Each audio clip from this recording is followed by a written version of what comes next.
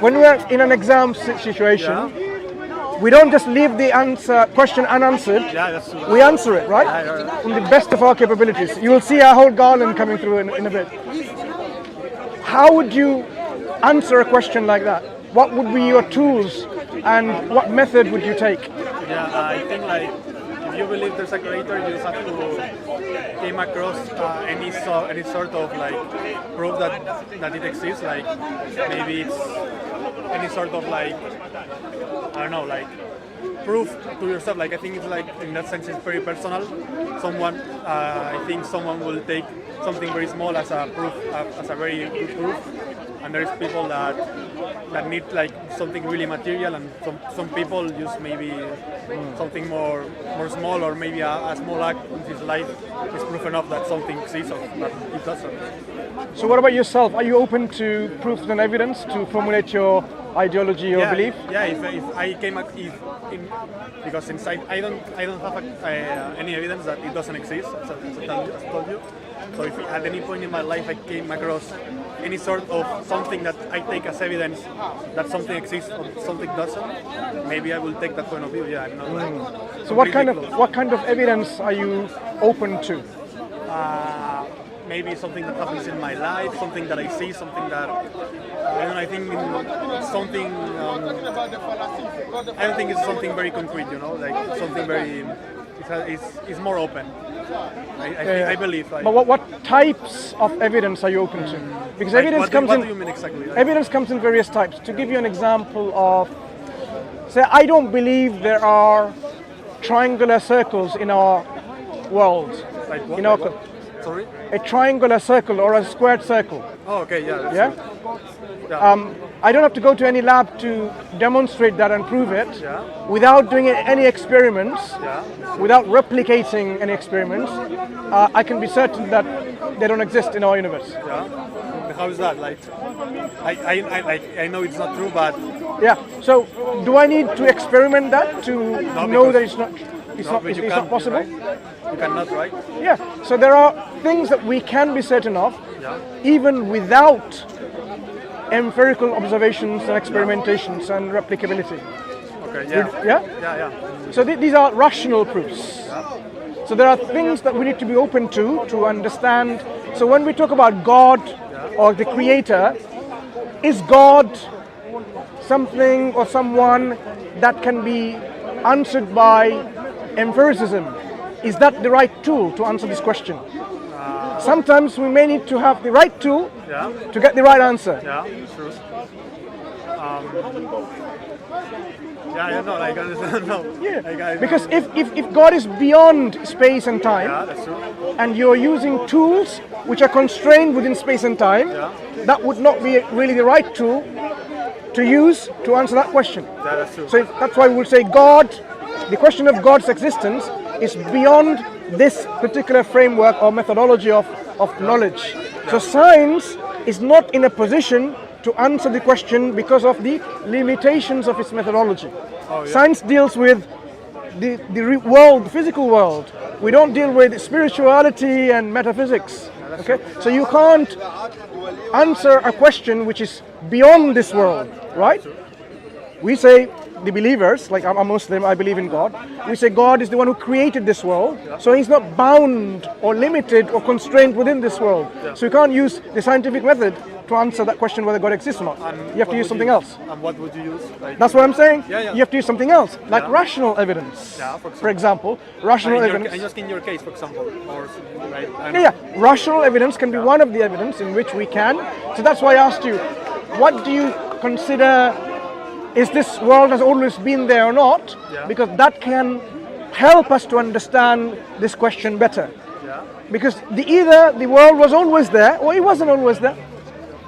It's a binary question, and you can explore each alternative and see which one gives us an answer which makes sense, rational sense, coherent sense, so we can adopt as an ideology.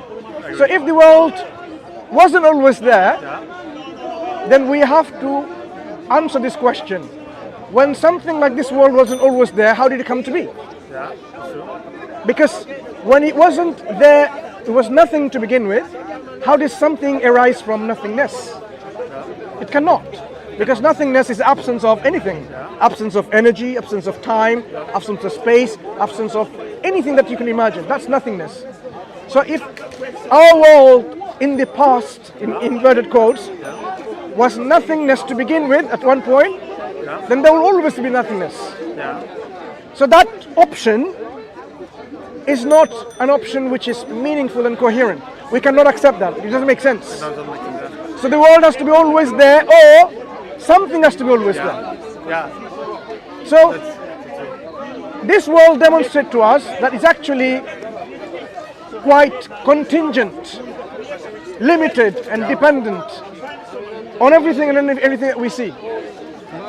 Everything that you see, you are dependent on water and air and food. Anything else that you see, likewise, it's dependent, contingent on, right? The set of dependent things, the whole set, is going to be dependent. We cannot have a dependent thing existing by itself when it needs to rely on something that is not dependent, independent. So our world, looking at our world, needs to be dependent on or contingent on something that is independent, something that is absolute, something that is not limited. Yeah? In your case, and in our case, that is what we say is the originator of our universe. Now, this originator, you can ask this question, what is the nature of this originator? Is that contingent, dependent, or is it not? Same questions again. It has to eventually be an originator or a creator that is not dependent. that's true. Eventually you have to come to a point. So there will be a point where you will have to come to a point of something that exists, That is not dependent on something. that is not dependent on anything, and that it exists always, without being non-existent at some point of time, but it was always there. That is what we're referring to as the creator. And if you think about it, what's your name? Sergio. Sergio. Sergio. I'm Mansur. Sergio, nice to meet you. Sergio, that thing that exists always without being dependent has to exist with certain qualities and attributes, because it didn't acquire them from anyone. It always had it, because it was always there. One of those attributes you can deduce right from here. It must be possessor of energy. Because without energy you can't do anything. It has to be possessor of energy or power or might. There's another thing. It must be existent. Like, in what sense? Like, it is real. okay, It exists. okay. Yeah. There are qualities of things, maybe, something I say, for example, zero. Does it really exist? It's a concept, but it has no real existence. We use this to conceptualize our mathematics and so on and so forth. But when we talk about God, it's not an abstract concept. It's a real existence. Where can you find the videos? You put it on So the video that I have done, it will be in 2 channels. Write it down. Sam Dawa. And you spoke to my friend later, Dawa Wise. So I'll show you which one on the internet. If you excuse me for a second, I just want to show you. Yeah. So one of them is. So I wanted only this one here, Sam Dawa.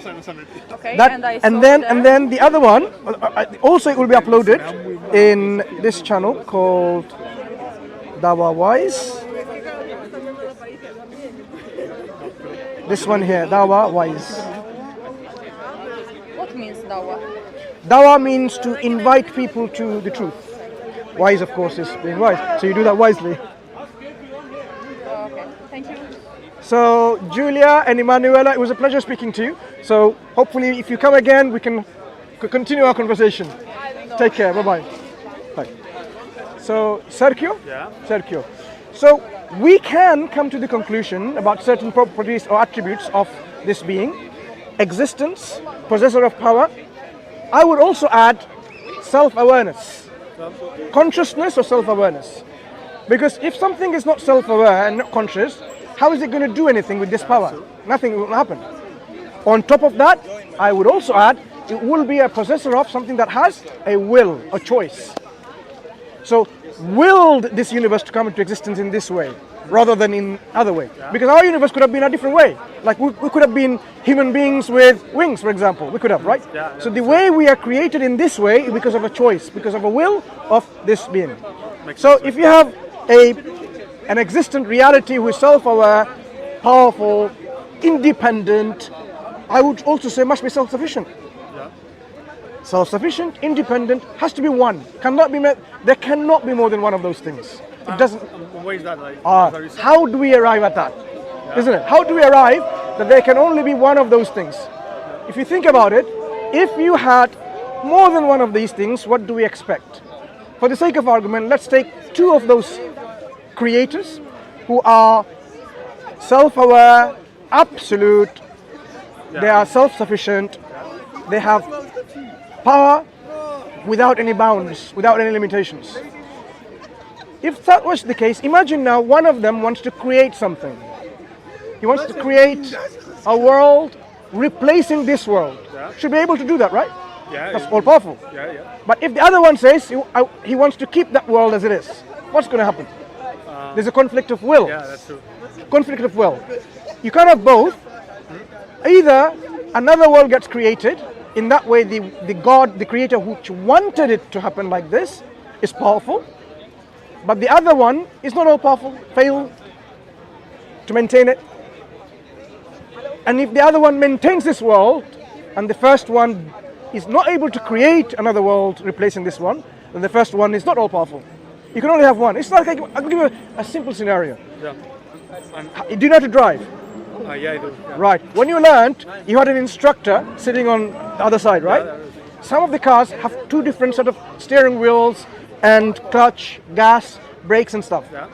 If you have a car with independent controls, left and right, two drivers who are independent of each other, one of them wants to take the car to the south and the other one wants to take the car to the north. Yeah.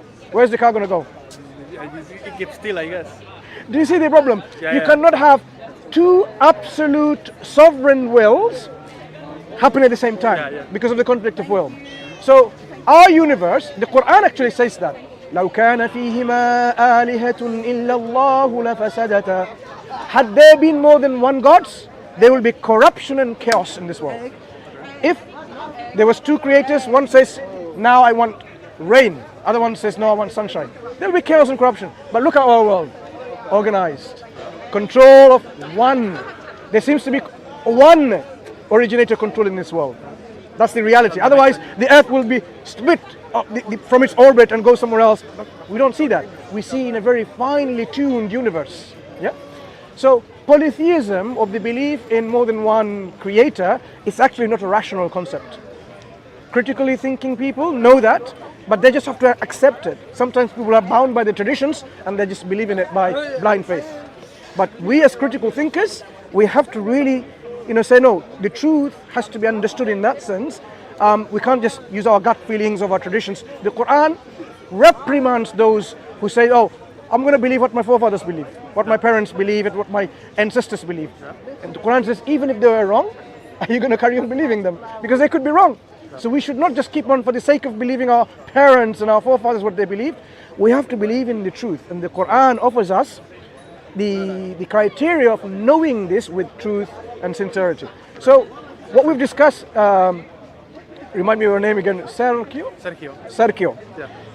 We talked about our universe must be dependent on someone or something that is independent, absolute. In philosophical terms, they call it being a se, having the property of aseity, self-sufficient. Okay. They also talk about this being is a necessary being. So our universe must be reliant on this necessary being because that being necessarily has to exist. And we know that. There has to be something that necessarily exists. In certain tradition that is called wahdatul wujud, or the necessary existence. Same thing. The creator is a necessary existence who has created all of these things. Has to be one. Now I want to show you something. And I want to hear your reaction. Something that I'm going to 4 lines of a text. Okay, this text is from a religious scripture.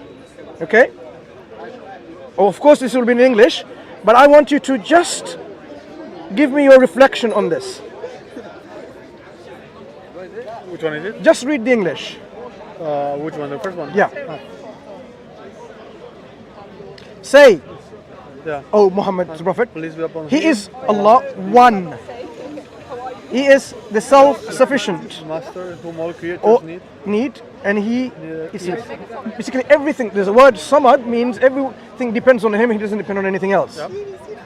He doesn't begets, Not. nor is begotten. He doesn't produce children, nor is he born himself. Yeah. There's no co-equal or comparable Unto him. with him. Yeah. Okay. Do you see this concept? The concept of just what we talked about. Yeah, yeah. It's One, only, unique, absolute, independent, self-sufficient. The one who's not born, the one who doesn't give birth, because it will not be one anymore. There will be more than one. And there's nothing like unto this. Because anything with this property, there will be nothing like unto that. This is the Quran, chapter 112, called chapter of purity, describing who our Creator is. The Creator is telling the Prophet, the Messenger, Muhammad sallallahu alaihi wasallam, tell them, say, قُلْ هُوَ اللَّهُ أَحَدٌ. Say He is Allah, the one, the one. the only, the unique. Does that resonate with you? Does that make Yeah, sense? I mean, yeah, it makes sense, but from my point of view, like I just find like very hard to believe, like for myself, like that there is something like that it's not dependent on something. Like it just was there. I agree. It's Like- very difficult for us to accept it. Yeah. That's why Islam means, in a way, submission and surrender of one's will.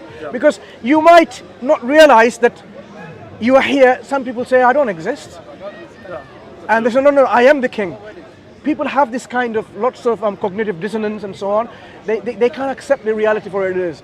If I know that I am going to die, it's no point fighting it. No, I'm not going to die. I'm going to live forever. There's some people who want to. No, I'm going to live forever. No one can take me, make me die. I'm going to put myself in a vault, and nothing will take me. I'm going to have all this antibacterial prophylaxis, antiviral, antifungal, and microbial. I'm not going to die. But the reality is, Sergio, we are programmed to die in ourselves. Yeah. So we have to somehow submit to this fact. Once you realize you are a contingent being in this contingent universe, there is a necessary being which always exists. Why not me, that necessary being, you might ask. But the reality is you're not that.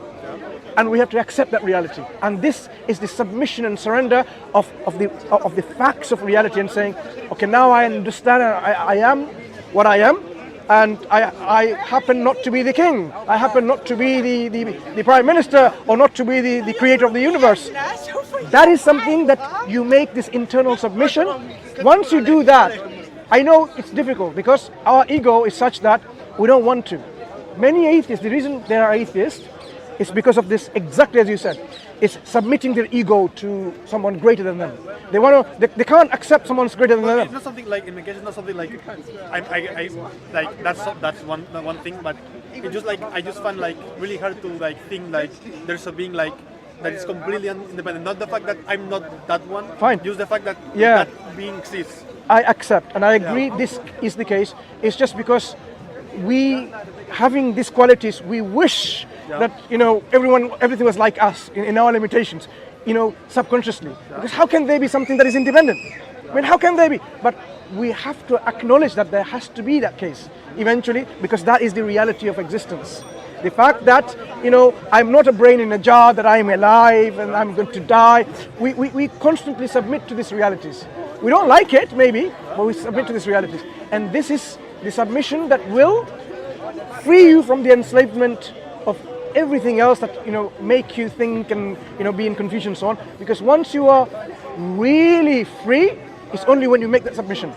You will be freely thinking. You'll not be bound by people's constraints and restrictions and so on. You will say no. Why should I be racist, for example? Your whole idea will disappear. Like the one who created me and you. We cannot have a distinction because he created you and he created me same. If I need blood, I can get blood from someone who's the same blood type. Whether you're a black person or a white person, doesn't matter, right? So whole idea of racism will disappear.